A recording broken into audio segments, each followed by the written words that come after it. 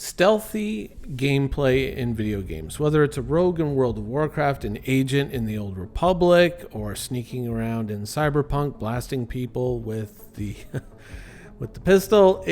I love this type of stuff in video games. Assassin's Creed, another thing. I love peeling the onion. I love taking the whole thing apart and slowly sneaking my way around the levels and finding ways to do things in a very stealthy manner. I love this to death in video games. I really, really do.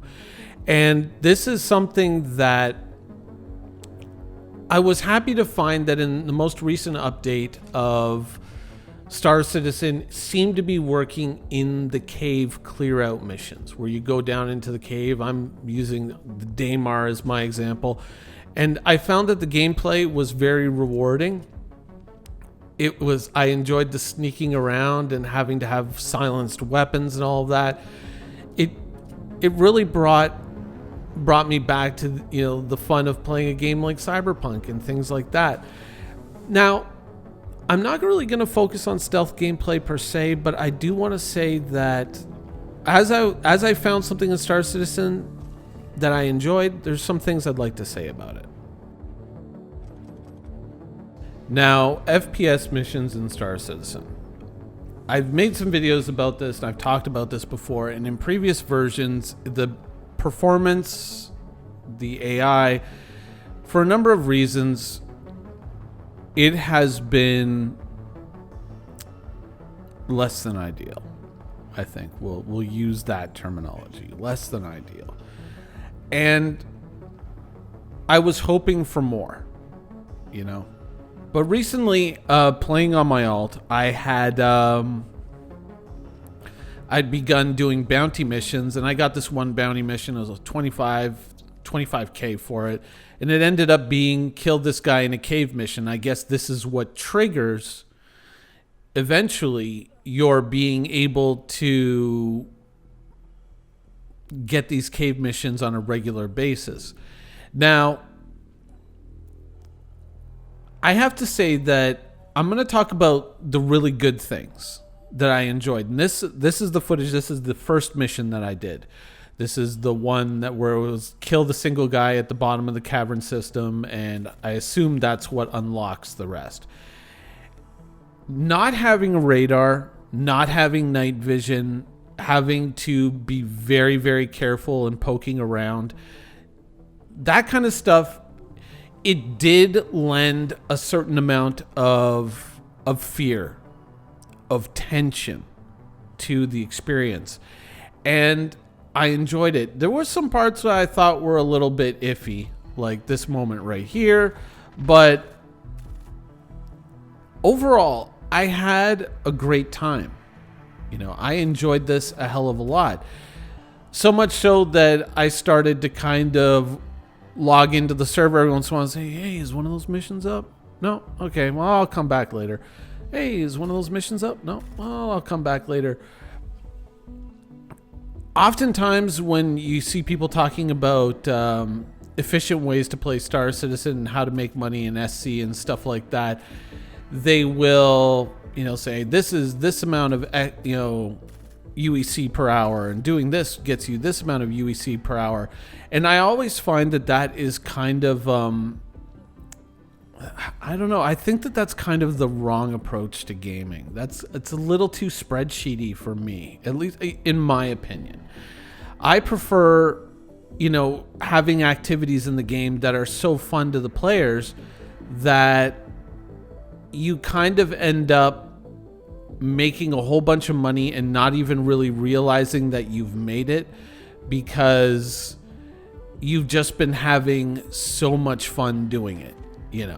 You finish the gameplay session and you're just looking at your money and you're going, holy crap, that's a lot of money. And of course I did X amount of missions, but at the same time I was having so much fun doing it that I didn't really notice the passage of time. That is an indicator of a well-designed reward structure and game systems to me. And this kind of feels somewhat like that, So having gotten this first experience and thoroughly enjoying it also, by the way, I decided that I wanted to I kind of wanted to dabble into this a little bit more. So, of course, luckily, another one of these missions popped. So in we go again. And this is where I'd like to talk about what I feel are things that could be improved. Some of this I think is kind of light touch, easy, low-hanging fruit stuff that CIG could do. Other stuff obviously is going to reflect some things that are no longer on the roadmap. I know we just discussed that topic, namely FPS Radar. And I think FPS Radar and mapping is where we're going to kind of start. Now, also, the graphics are a little screwed up here. It's Star Citizen. I panicked a little bit when I first saw it because, of course, this is the new graphics card that this was recorded on. But no, it'll clear up. There it is. Yeah, it's something about moving, I guess, from one environment to another. FPS Radar and mapping. Mapping in Star Citizen has been a bit of a hot topic for a long, long time because there really are no maps in Star Citizen apart from, the old F2 map. And I have to say that I understand why CIG is so reluctant to put things like this in because we don't know what our UI is going to look like.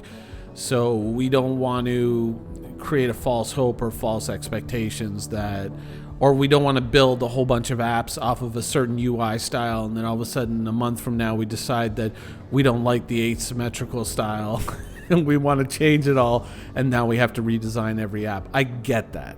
I understand it, but at the same time, we do need some kind of a mapping application, something that allows us to not pre-know what the environment is going to be like, but something that allows us to, as we explore the environment, record the environment, something down here in the lower right of the screen. And I really want to drive that point home. I don't want to know what the environment is like before I go into it. But as I explore the environment, I would love to have a little map down there that shows me what I've explored and what I've found. I don't think that that's too much to ask. And I still think that lends to the mystery and the exploration and more importantly, the not knowing what's around the corner. But at the same time, it rewards you for going out and being daring and exploring. And it allows you to develop that knowledge. And certainly if you come back to the same environment again, then you should profit from that knowledge that you acquired previously, right?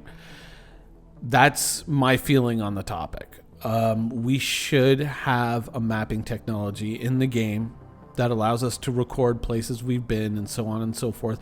It doesn't need to, in terms of spaceships and space and stuff like that, on the surface of planet, you don't need to make it so we can quantum to each little location that we have. I still think there's a place for having to fly your ship to different places, but especially when you're on the ground on foot, I feel that as you explore areas, you should have a map that automatically records the areas for your future use and possibly also to sell that data to various cartographic corporations or whatnot, exploration groups, that sort of thing. I think that is something that should definitely be a part of this. Now that, of course, is something to not to the degree that I've kind of said, this is what I would like to do with it, was selling the data and all that. But FPS Radar and that sort of basic stuff, that was originally on the roadmap.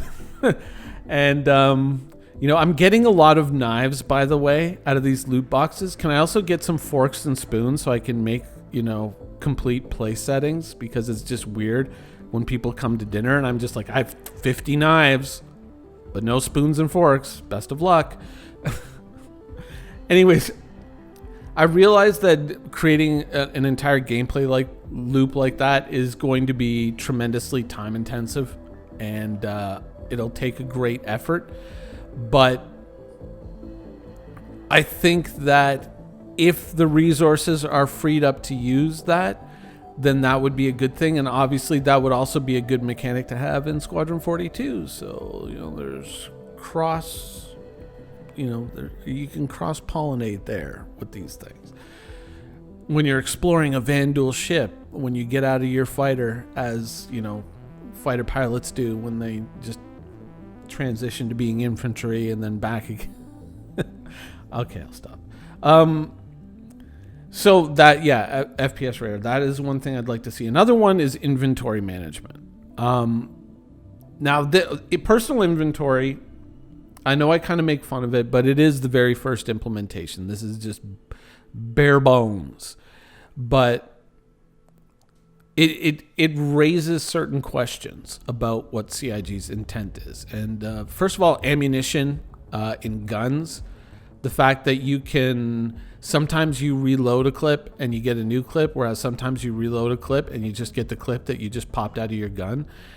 I'm not saying that I want full consolidation of ammo, which, for those of you who may not be clear on what I'm saying, is, let's say I use a magazine down to there's only 15 bullets left, and then I just hit reload and it just consolidates that into the next magazine. So all I really see is a total of bullets, and so I don't have to granularly take each bullet and place it into that new magazine or whatnot. I think we kind of have to answer a question as to how granular our ammunition management is going to be in the game. Because if it really is like that, we're just buying boxes of ammunition, kind of like Scum style, where we're finding boxes of ammunition and we're singularly putting the bullets into the clip or the magazine or whatever. I think that that's a terrible system. That's something that belongs in a survival game, and it really doesn't lend to the flow of the game. But I think that at the same time, just having a game that just automatically groups all your ammunition together and the magazine is just a visual animation is not all that realistic either. So I think a good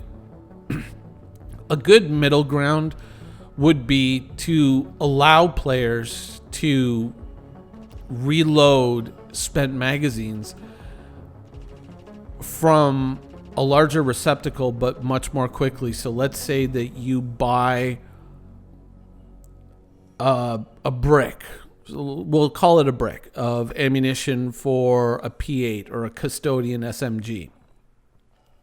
You might have 3 or 4 magazines on your person that have 60 bullets in them. As you expend those magazines, the brick would be something that you keep in your backpack, and you just connect the spent magazines to that, and it quickly feeds 60 more bullets into that magazine. You put it back in your pouch. You do that with all your magazines, you're reloaded. The brick could have 500, 600 rounds in it, and then once that's done, it's spent. I think that would still allow you to kind of get that feeling of, having to manage inventory without it being overly punishing. The other side of, speaking of overly punishing, the other side of it is obviously moving objects. I can't say this enough. There needs to be a loot all button. There really, really does. And you might say, oh, it's not realistic. Yes, it is, because I would take my backpack and I would take that box and I would just dump the box into my backpack, sling it back over my shoulder, and get back to business. There needs to be a loot all function. And there needs to be an ability to just hit shift and then click on like 5 or 10 different items and in a row and just drag them over, or hit control and click certain specific items and just drag and drop those over, right? We need this, especially when you're filling up your ship with a bunch of loot and you want to drop it to the local inventory in Grim Hex or wherever. We need that functionality. So this drag and drop of everything, that's honestly a very light touch thing, and that should be in the next quarterly update. I mean, it's so brutal. It really, really is. It's one of the worst things in Star Citizen right now, is that personal inventory is such a cool thing to have, but at the same time, you know, it's nice that it's finally here. This is, I think, a better way of putting it. But the worst part of it is that because of that lack of forethought, it's welcome, but at the same time, it really sucks. It really, really sucks. So we need that. Now, obviously, that kind of brick idea that I was using, that box of ammunition that you just connect your magazines to, whether it's plasma and energy weapons or, you know, pistol ammunition or something like that, it should be something that you carry in your backpack. Or alternatively, I mean, if you had to, I'd say it could be something that's stored on your ship and automatically gets reloaded whenever you rearm and repair your vessel or refuel it as well. That could be a function of it as well, or that could be the way that it works as well. Obviously, that is a much more long-term thing because it would require CIG to think about it and then have to figure out, can we prototype it? Does it work? And all that sort of stuff. It takes a lot longer than it sounds, right? So you have to kind of be sensitive to that as a backer and kind of say, oh, we can understand and we can deal with this for a while. But really, this needs to be on one of the front burners. Is the ammunition management in the game really, really stinks right now. But, of course, yes, we're in the early days. So let's talk about infrared and night vision. Being in dark environments like this, I can appreciate the kind of the fear factor, having a bright light occlude your vision or, you know, impair your vision and trying to dig around. But at the same time, in a game that includes death or potential character death and things like that,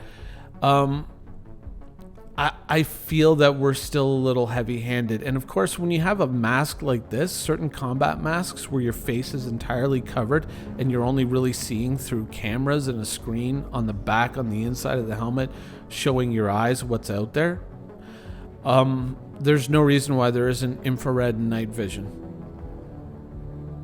I can understand that you're going to want people to make a choice with what they're able to do.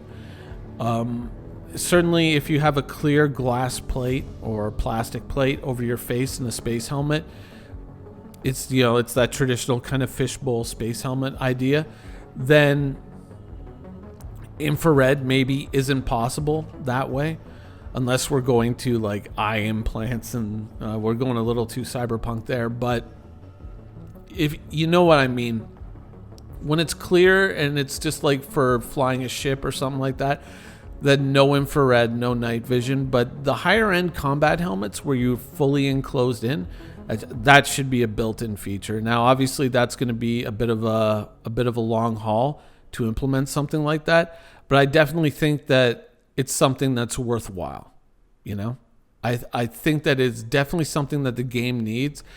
And some people might say, oh no, but I love navigating around in the dark. Yeah, no, I totally get that. Especially when you're making long jumps and you're like, I don't know what I'm jumping into. I totally get the fear motivation, but at the same time, we still have to think about the potential cost to the character. And we're dealing with a game that has some very high costs. So this is one of those places where I think that it is better to kind of empower the player a little bit more. And obviously, lore-wise, I mean, we have infrared missiles and it's 1,000 years in the future. So let's be real. This is a technology that should already exist, and this is a function that I can understand from like a resources and a practical real-world perspective.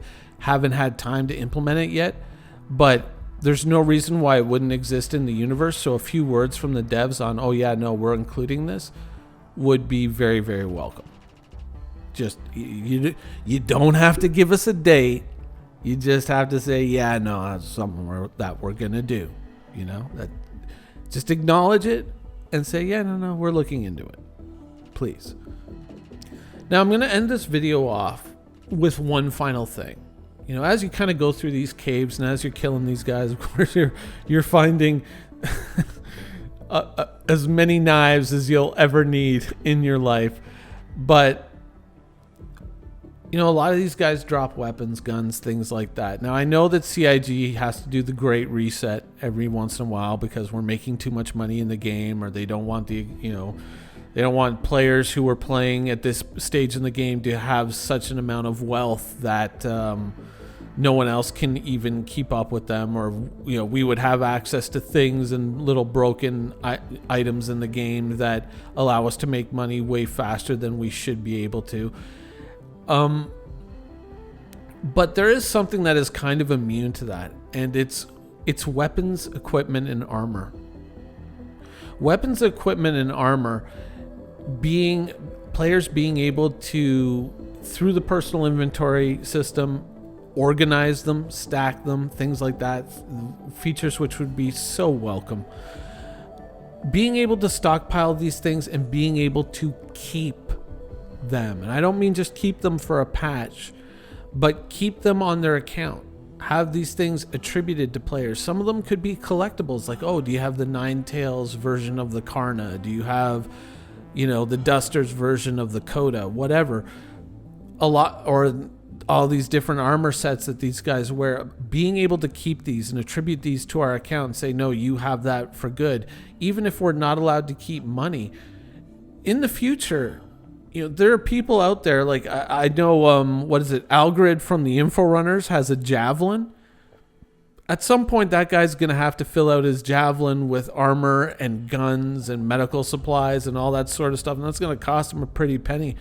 But wouldn't it feel good if you were actually out there playing the game and you were looting all this stuff and you got to keep it, so that at some point in the future, when someone goes to the armory on whether it's a Corsair or whether it's a Javelin or whatever, a Polaris, that you can actually go and have that fully stocked, and you would feel that when you're doing this stuff in the game, that you're actually building towards a future.